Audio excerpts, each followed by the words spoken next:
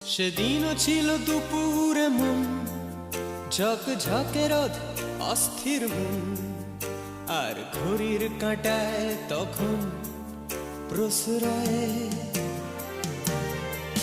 সেদিনের মতো কলেজের ক্লাস শেষ হয়ে গেছে, অবকাশ পাওয়া গেছে ফের দেখার আকাশ, নীলচে সময়।